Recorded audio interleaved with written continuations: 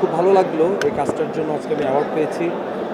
সবসময় আপনারা আমাকে কাবিলে চরিত্র দেখছেন। কাবিলে চরিত্র বাইরে গিয়ে আমি আরও কিছু ফিকশন করেছি গত বছর, তার মধ্যে কেন এই সঙ্গতা ছিল, আজকে সেটার জন্য অ্যাওয়ার্ড পেয়েছি।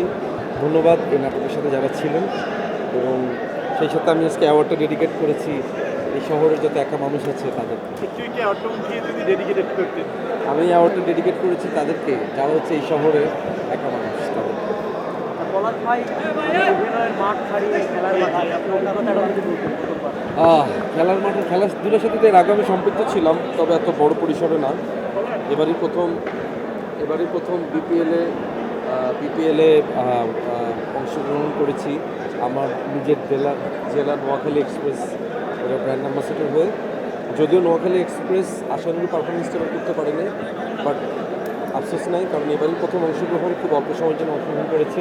ইনশাল্লাহ সামনের দিনগুলোতে নোয়াখালী চ্যাম্পিয়ন হবে। নতুন বছর অভিনেতা পলাশের বাইরেও নির্মাতা পলাশ, তো নতুন বছর কি প্ল্যান আছে কিনা নির্মাণের জায়গা থেকে? অবশ্যই আছে। আমি এবার কোরবানিদের জন্য একটা ফিকশন বানাচ্ছি, একটা ওয়েব ফিল্ম বানাচ্ছি।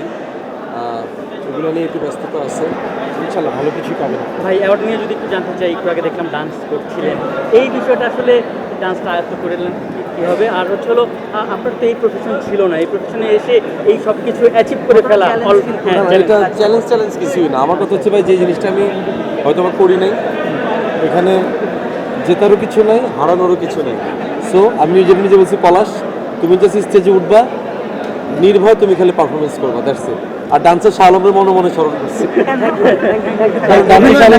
ডান্স করে অভিনয় নাকি নাচ কোনটা বেশি কঠিন? ভাই নাচ কিন্তু খুব ডিফিকাল্ট, অভিনয় তার চেয়ে একটু ইজি আছে আমার জন্য।